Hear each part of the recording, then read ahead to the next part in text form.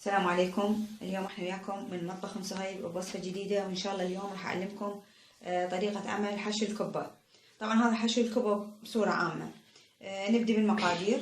اول شي هنا عندي كمية من اللحم. انا هنا حاطة كيلو لحم، كيلو بصل، باقة بقدونس او كرفس على حسب الموجود عندكم، كمية من الملح يعني حسب الحاجة.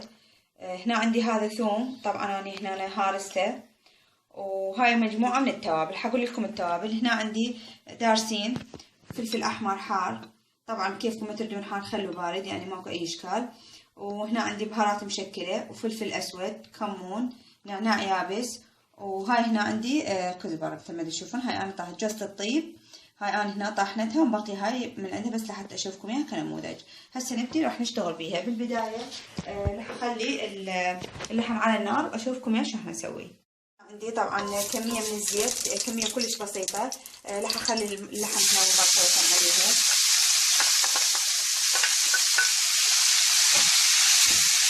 راح اظل اقلب بيه على كل الجهات وكل شوية احركه لحتى ما يصير كتل. بس يدبل عندي اللحم يعني بس يغير لونه راح اخلي البصل عليه. هسه انتظره يدبل وارجع لكم. هسه هاي عيني رجعنا لكم بعد ما نشف عندي باعه. اذا تشوفون هنا قلت عندي السوائل يعني بعد ما بي سوائل. هسه راح اقلب عليه البصل واترك البصل اللي انا يذبل وياه. طبعا انا هنا ما خليت كميه البصل كليتها، قسمتها على نصفين. النصف الاول خليته هنا هاي مثل ما تشوفون، والنصف الثاني راح اخليه على جنب الوحده. يعني هنا راح ينفس كل الاشياء. المي السائل اللي طلع من هنا وخرته هذاك راح اضيفه ويا البصل. هسه راح اضيفهم اياه. هسه هنا طبعا هنا عندي هذا بصل خليت عليه ملح يعني ذبلته وصار عندي بهالطريقه هذه. هذا قلت لكم نصف البصل الاول، نصف الاول خليته ويا اللحم والنصف الثاني هنا خليته وحده. المي اللي طلع عندي من اللحم وخرته كله، وبعد ما ذبل عندي هنا البصل ضفته عليه. هسه راح اترك المي هذا اللي طلعناه من اللحم ينشف تماما. راح يكون عندي البصل هيك صار ذبلان. ارجع اضيفه مره ثانيه ويا البصل اللي سويناه ويا اللحم. هسه هاي طبعا انا غطيته عفته تقريبا فد 10 دقائق. هسه راح ارجع اقلبه قدامكم لحتى تشوفون شكله شلون صار. بهالمرحله هذه شوفوا هنا عندي البصل كله ذبل صار بهالطريقه هذه. هسه راح ارجع اضيف عليه الملح لان احنا ما خلينا الملح مثل ما شفتوا. راح اضيف عليه الملح واضيف عليه الثوم اللي قلت لكم احنا عارفينه من قبل. بهالمرحله هذه راح اضيفه هذا الملح. كمية الملح طبعا كل واحد يعرف كمية الملح راح يخليها. وهاي عندي هاي الثوم انا قلت لكم هنا هارسته راح اقلبه وياه. شوفوا هنا اذا تلاحظون ماكو اي زيوت لان انا حاطه زيت كلش قليل. الزيت اللي اكثر خليته شويه ويا البصل القسم الثاني. بس يدبل هذا عندي راح ارجع اضيف عليه القسم الثاني من البصل.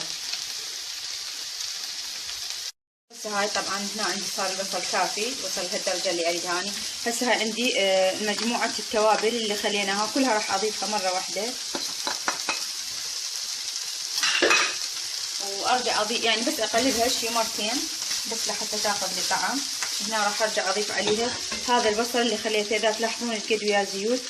طبعا هاي كليتها هنا راح تنزل عندي لان راح ارجع اصفيه. هذا كله اللي انا خليته على جنب. يعني هذا النصف الثاني من البصل انا قليته وحده. هسه راح ادمجهم سويه واخليه بس يذبل يعني المجموعه كلها تذبل سوا. ارجع اشوفكم شلون صار. طبعا هاي هنا هسه قلبتهم كل زين تركتهم فد 5 دقائق الى ان صعد البخار. لان بكل الحالات لازم اغطيه لحتى اكمل انه البهارات اللي خليتها كليتها تتشرب بداخل اللحم ويصير يعني المواد العطريه كلها تتشرب ويا اللحم والبصل اللي خليناه والثوم. هسه راح ارفع الغطاء. طبعا هو هنا عندي صار ناضج. ارجع اخر مرحله راح اضيف له هنا البقدونس او الكرفس وراح اطفي النار عليه. هاي هسه راح اطفي النار عليه وراح اوديكم اياه هناك لحتى اشوفكم ايش راح نسوي هسه. وهسه هاي عيني مثل ما تشوفون طبعا طفيت النار عليها قلبتها.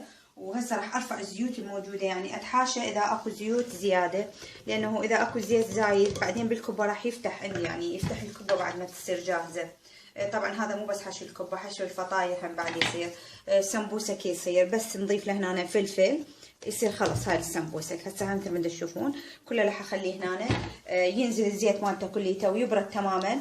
طبعا انا راح اعلبه، ما راح اشتغله بنفس اليوم، لان بعد عندي ان شاء الله بعد هاي الحلقه راح اسوي لكم الكبه الموصليه، واسوي لكم كبه التمن، واسوي لكم فطاير، واسوي لكم سمبوسك. يعني راح اسوي تشكيله هوايه يعني، بس حبيت اشارككم هذا الفيديو لانه مره ثانيه راح نذكر انه احنا سوينا هاي المرحله، والمراحل الجايه راح تشوفوها عن بعينكم انتم.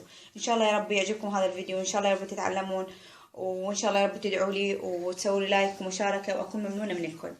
الف عافيه الف عافيه عليكم.